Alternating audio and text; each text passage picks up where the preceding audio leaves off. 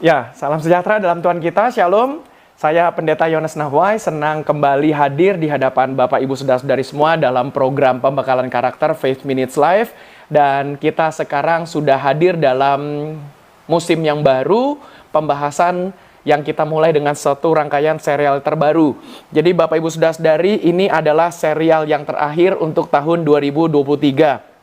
Dan ini akan berjalan pada tanggal 28 September hari ini, akan sampai nanti pada bulan November akhir kita akan selesai dalam pembahasan dengan judul 10 kebiasaan yang harus dimiliki di tahun 2024. Jadi dalam pembahasan pembekalan karakter Faith Minutes Live ini, saya dengan senang hati, dengan semangat yang baru, ingin menyampaikan kepada kita semua sekaligus mempersiapkan Bapak Ibu Saudara-saudari, dan saya juga perlu mempersiapkan diri saya sendiri untuk menyongsong tahun 2024. Walaupun sekarang adalah di penghujung bulan September, masih cukup waktu, ada beberapa bulan lagi untuk menutup tahun 2023.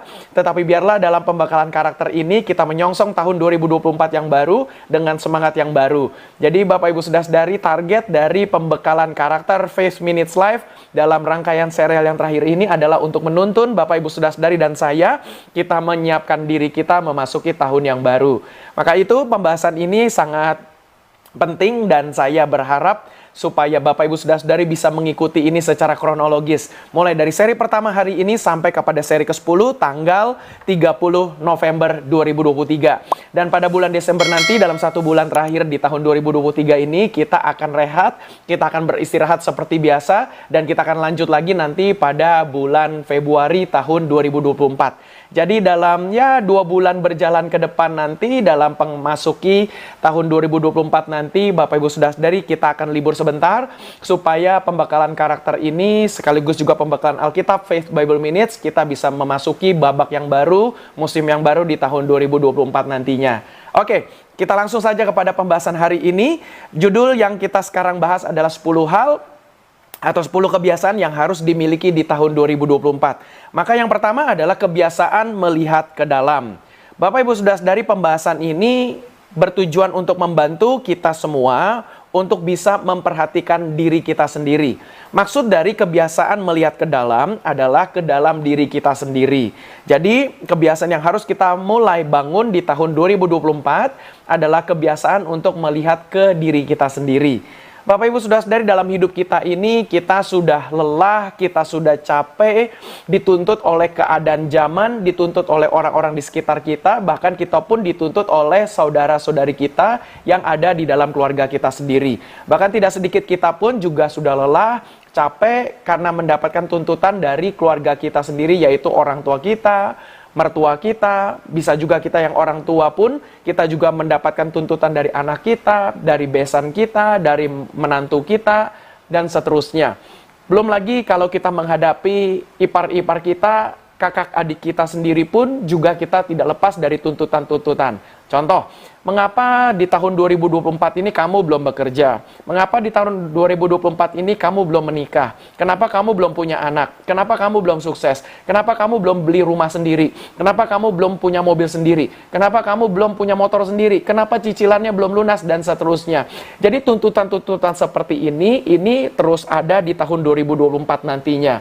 Maka itu Bapak Ibu Saudara-saudari, dalam hidup kita ini, terlebih lagi di bulan September sekarang ini, kemudian masuk kepada bulan Oktober, November, pasti kita mendapatkan tuntutan-tuntutan dari dunia kerja kita.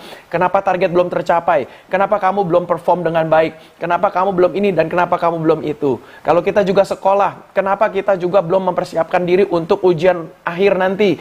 Kenapa kita juga belum mempersiapkan diri untuk ujian tengah semester? Kalau kita kuliah, kenapa juga belum skripsi? Dan seterusnya. Jadi Bapak Ibu Saudara-saudari, tuntutan-tuntutan seperti ini memang bisa memberatkan diri kita, apalagi memberatkan batin kita.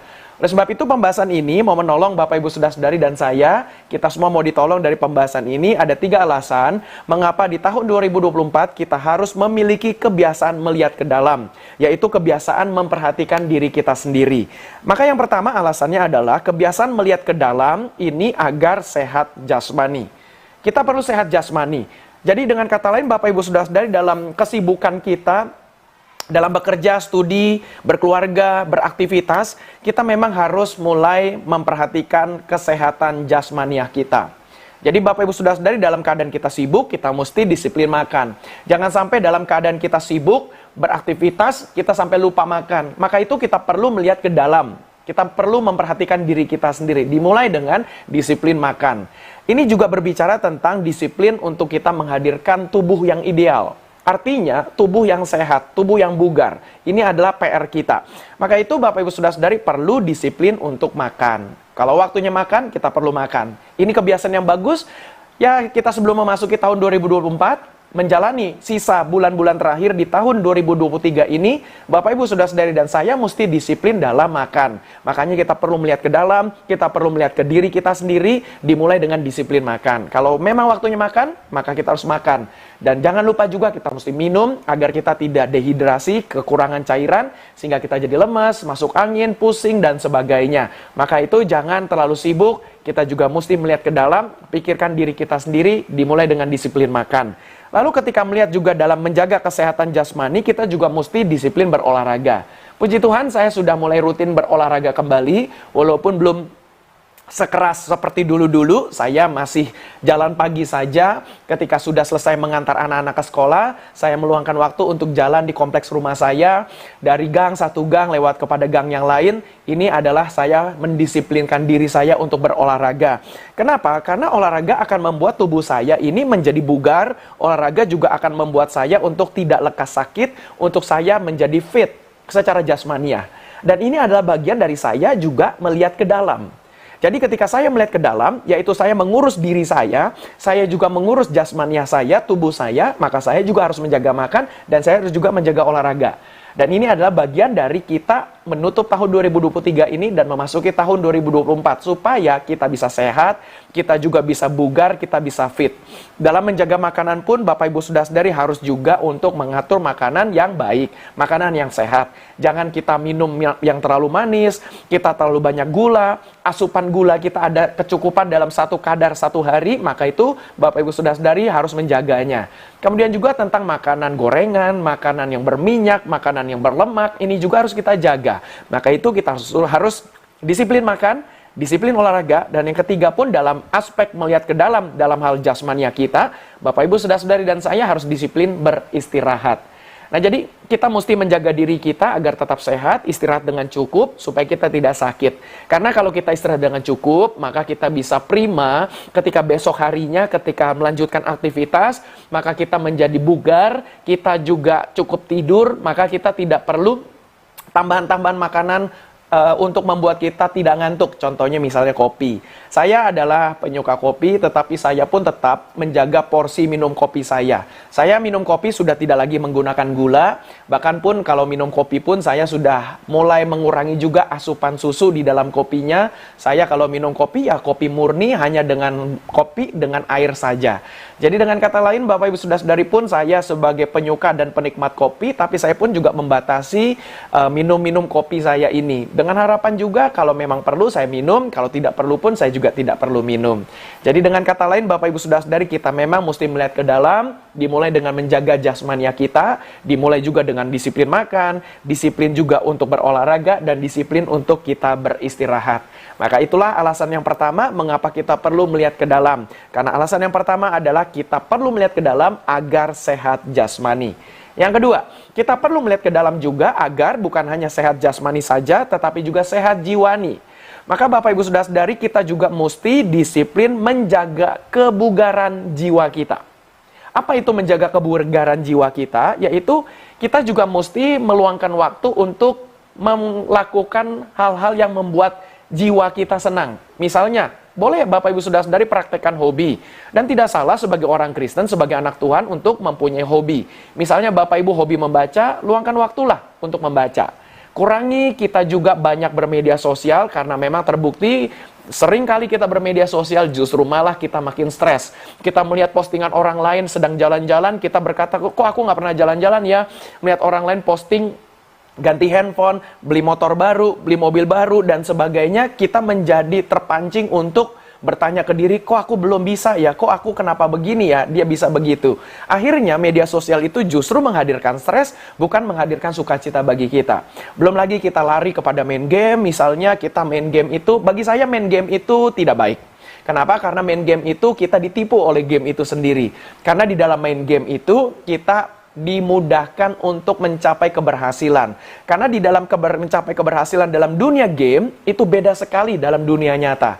Misalnya kita bermain sepak bola di dalam game, bermain bola basket, atau bermain pertandingan olahraga, dan apapun lah permainan game itu, kalau kita juga main game RPG dan sejenisnya, itu juga kita relatif lebih mudah untuk mengalahkan musuh, memenangkan pertandingan, sehingga ini membuat kita kecanduan. Kenapa? Karena kita lupa dengan realita kehidupan kita.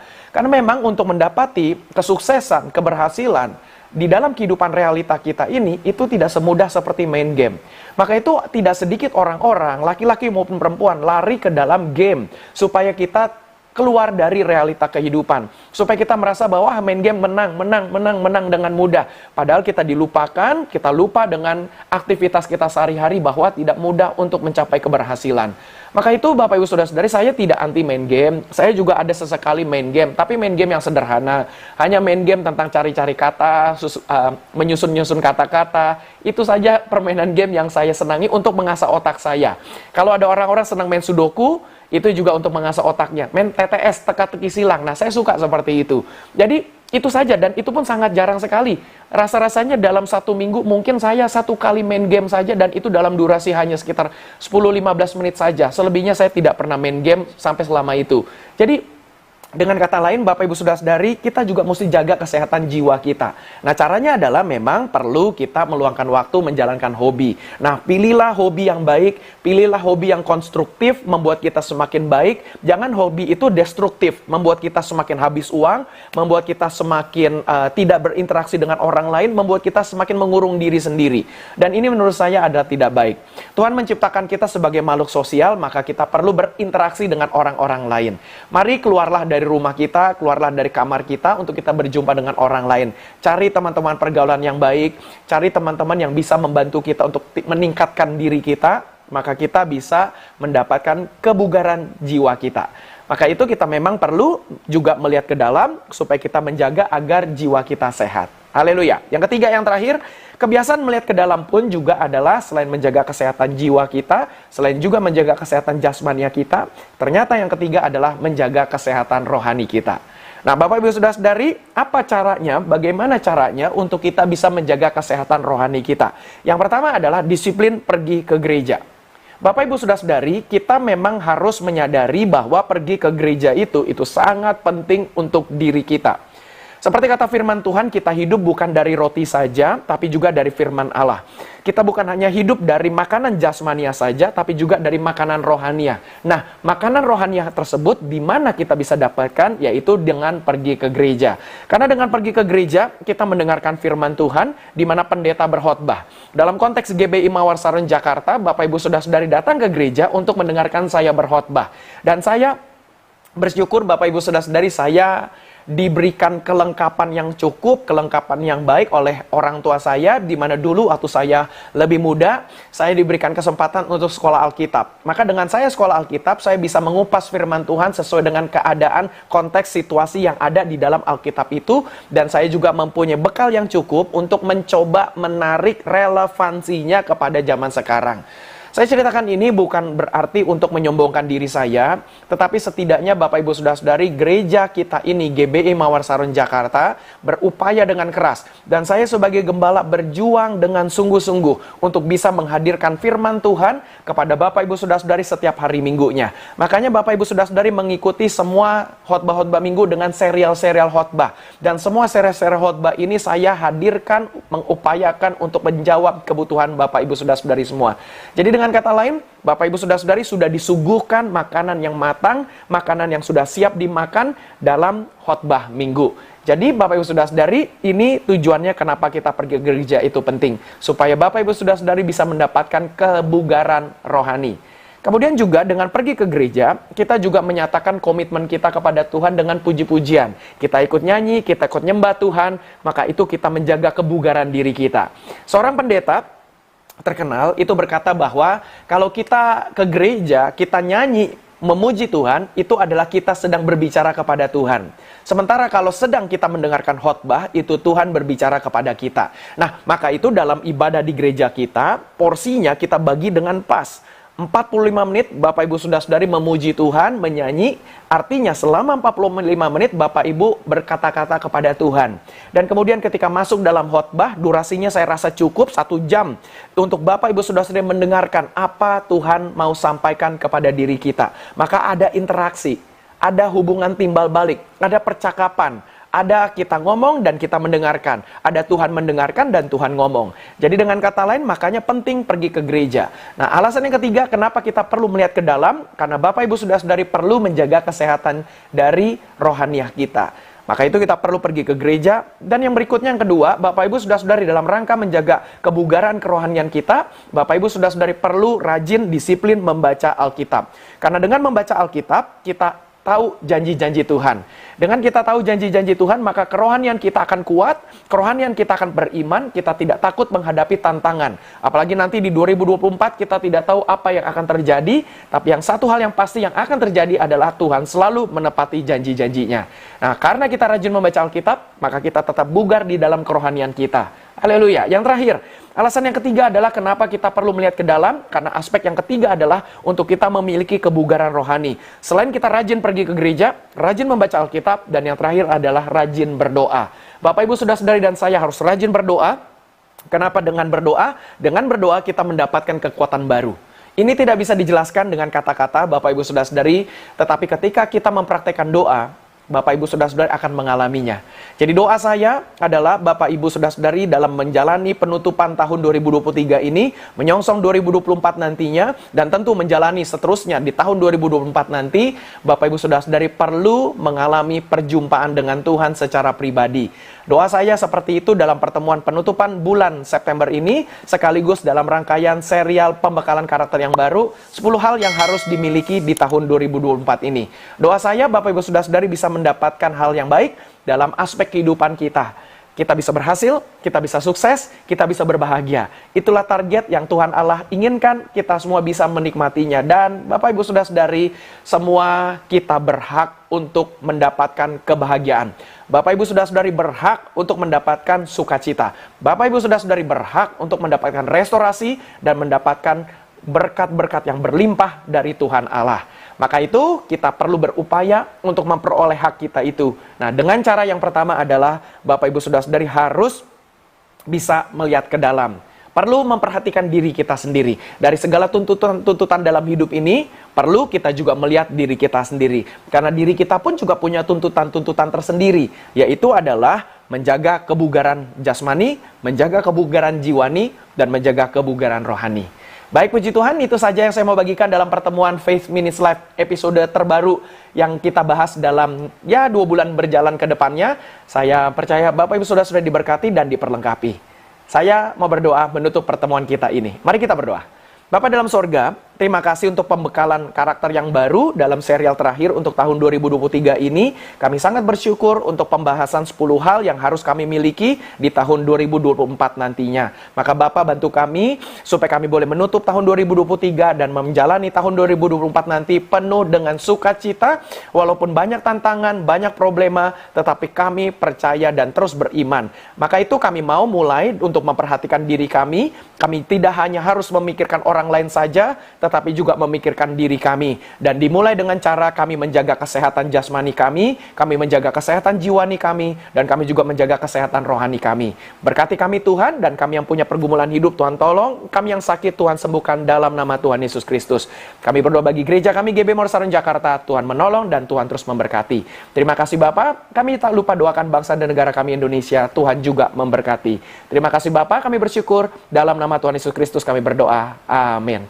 Baik, terima kasih Bapak Ibu Saudara-saudari. Sekian sudah pembahasan Faith Minutes Live dalam serial terbaru dan sekaligus serial terakhir untuk tahun 2023. Apabila Bapak Ibu Saudara-saudari diberkati, boleh bagikan juga link dari Faith Minutes Live ini kepada orang-orang lain. Dan Bapak Ibu yang menggunakan YouTube, silakan follow, silakan subscribe akun YouTube GBI Mawar Saron TV. Dan Bapak Ibu yang menggunakan Facebook, boleh follow, boleh like dari akun Facebook page GBI Mawar Saron. Dan Bapak Ibu yang menggunakan Instagram, Bapak Ibu boleh follow juga akun Instagram GBI Mawar Saron, dan sekaligus ada akun Faith Minutes, dan rekaman dari tayangan tengah minggu ini pun kita taruh di akun Faith Minutes. Bapak Ibu Sudi kiranya boleh memfollow akun Faith Minutes dan GBI Mawar Saron. Saya juga ada di Instagram, kalau Bapak Ibu mau follow juga terima kasih, kita bisa berjumpa di Instagram juga. Dan jangan lupa GBI Mawar Saron dan Faith Minutes, dan saya juga ada di TikTok. Bapak Ibu juga bisa follow akun-akun kami, Bapak Ibu bisa berinteraksi juga dengan kami. Dan kabar gembira adalah tayangan pembekalan karakter Faith Minutes Live ini juga hadir di akun di platform podcast dengan akun nama Yohanes Nahwai, ada di Google Podcast, Spotify Podcast, dan Apple Podcast. Saya mau menyapa yang ada di podcast karena saya mendapatkan laporan tidak sedikit orang-orang dari luar negeri mengikuti podcast itu, maka saya menyampaikan salam kepada orang-orang di Australia, di Eropa, di Amerika, kemudian sampai di Afrika pun ada yang mendengarkan podcast saya. Salam bagi kita semua. Terima kasih untuk kesetiaan dan support yang diberikan dalam mendengarkan podcast tersebut.